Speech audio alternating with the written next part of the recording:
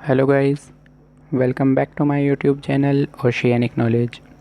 जैसा कि आप जानते हैं, हमने एक मॉडल्स ऑक्सिलरी वर्ब्स की एक सीरीज़ स्टार्ट की थी जिसमें हमने approximately can, could, should, must सारे ही मॉडल वर्ब्स हमने कंप्लीट कर लिए हैं। और आज की सीरीज़ का हमारा ये लास्ट वर्ड है। और आज की इस वीडियो में हम सीखेंगे यूज़ ऑफ नीड, कि आखिर हम इंग्लिश में नीड को कहाँ यूज़ करते हैं और इसका यूज़ करके हम इंग्लिश में करेक्ट राइट सेंटेंसेस कैसे बना सकते हैं। आइए वीडियो को शुरू करें। बट अगर आप मेरे इस चैनल पर न्यू हैं तो चैनल को ज़रूर सब्सक्राइब करें, क्योंकि हम एजुकेशन से related English structures, English grammars, literatures, other NCERT subjects and computers इससे रिगार्डिंग वीडियोस अपलोड करते रहते हैं। तो अभी ओशियानिक नॉलेज चैनल का हिस्सा बने और चैनल को सब्सक्राइब करके जुड़े हमारे साथ। आइए वीडियो को शुरू करते हैं। देखिए, सबसे पहले जो हम नीड की बात करते हैं वो करते हैं नेसेसिटी में, यानी ज़रूरत, या फिर जिसे हम हिंदी में आवश्यकता भी बोलते हैं। अगर हमें किसी चीज़ की नीड होती है, नीड मतलब ज़रूरत होती है या आवश्यकता होती है, और उस सेंटेंस को हमें आवश्यकता में ही ट्रांसलेट करना है, उसे बनाना है, तो हम नीड का यूज़ करके सेंटेंस बना सकते हैं। बेसिकली जो नीड है, ये नीड आपकी नेसेसिटी यानी ज़रूरियात को शो करेगा। एग्ज़ाम्पल के ज़रिए समझते हैं। ज़रूरत, शी नीड्स अ जॉब। आप जानते हैं, मैंने आपके लिए एक वीडियो बनाई थी पार्ट्स ऑफ सेंटेंसेस की, यानी जब हम कोई सा भी सेंटेंस बनाते हैं तो उसके कितने पार्ट्स होते हैं, उसका आखिर स्ट्रक्चर होता क्या है। अगर आपने वो वीडियो नहीं देखी है तो आप इंग्लिश ग्रामर की प्लेलिस्ट में जाकर देख सकते हैं। किसी भी सेंटेंस के मैंने आपको बताया था 2 पार्ट्स होते हैं, एक subject and remaining portion is called predicate. जो हमारा बचा हुआ पार्ट होता है उसे हम बोलते हैं प्रेडिकेट। तो आप ये देखिए, she needs a job. She हमारा सब्जेक्ट है जो कि third person singular. She needs a job, subject के बाद हम डायरेक्ट नीड वर्ब की यूज़ करेंगे और इसके साथ हमने एस एक्स्ट्रा ऐड किया है। नीड को हमने करा नीड्स, क्यों? क्योंकि सब्जेक्ट सिंगुलर है। आपको अगर टेंसेस आते हैं तो आप जानते होंगे कि सिंगुलर सब्जेक्ट के साथ हम एस और एस ऐड करते हैं। She needs a computer, she needs a job, उसे एक जॉब की ज़रूरत है, उसे काम की ज़रूरत है। नेक्स्ट एग्जांपल देखिए, I need a computer for my work. मुझे एक कंप्यूटर की आवश्यकता है। अगर हम इतना सेंटेंस की ट्रांसलेशन करें तो इसका मतलब निकलता है कि मुझे एक कंप्यूटर की ज़रूरत है, मुझे कंप्यूटर की आवश्यकता है। किस लिए? फॉर माई वर्क, अपने काम के लिए, यानी मुझे अपने काम के लिए एक कंप्यूटर की ज़रूरत है। सब्जेक्ट से हम सेंटेंस स्टार्ट करेंगे, देन नीड लगा देंगे बीच में, और नीड के बाद जिस चीज़ की भी ज़रूरत हो उस चीज़ को हम आगे रख देंगे। नेक्स्ट एग्जांपल देखिए, they need a new player in their team. उन्हें अपनी टीम में एक नए प्लेयर की, एक नए खिलाड़ी की ज़रूरत है। They need a new player in their team. इस पोर्शन में हम समझते हैं कि हम नीड को प्रिंसिपल वर्ब की तरह कैसे यूज़ करते हैं।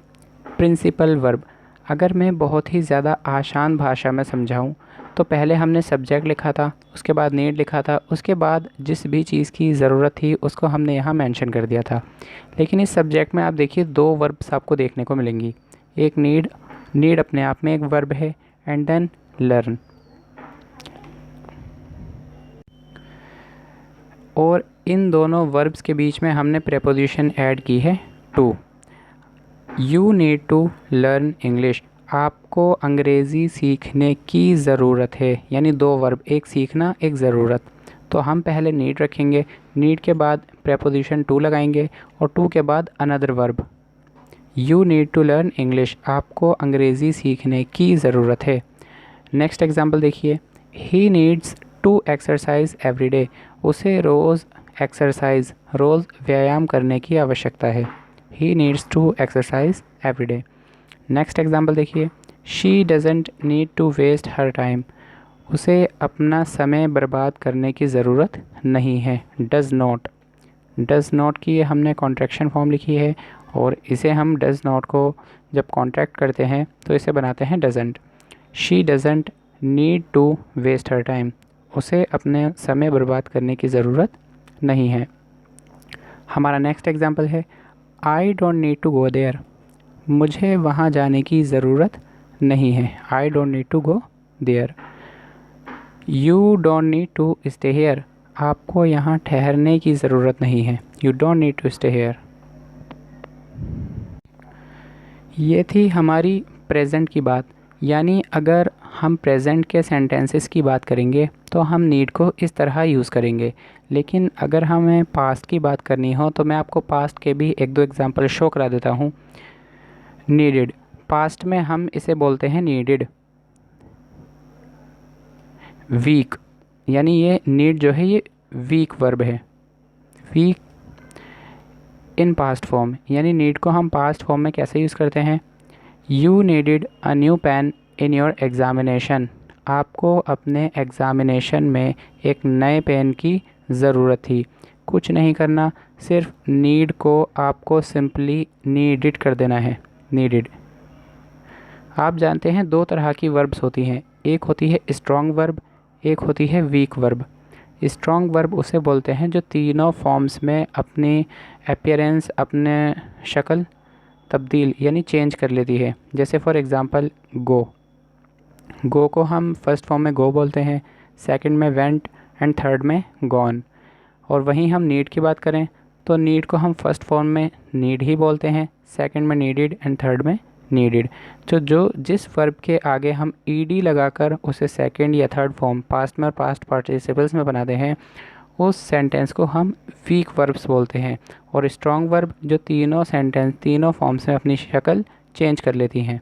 तो यहाँ पर आप देखिए, you needed a new pain in your examination, आपको अपने एग्ज़ामिनेशन में एक नए पेन की ज़रूरत थी। ये ईडी हमने एक्स्ट्रा ऐड किया, इससे हमें पता चल रहा है ज़रूरत थी। और अगर हम ये ईडी हटा दें तो you need a new pain in your examination, आपको अपने एग्ज़ामिनेशन में एक नए पेन की ज़रूरत है। नेक्स्ट एग्जाम्पल देखिए, you needed to speak the truth, आपको सच बोलने की ज़रूरत थी, यानी थी। अगर हमें इसे प्रेजेंट में बनाना हो तो सिंपली ईडी हम हटा देंगे तो ये प्रेजेंट में हो जाएगा, और ईडी ऐड कर देंगे तो ये पास्ट में हो जाएगा।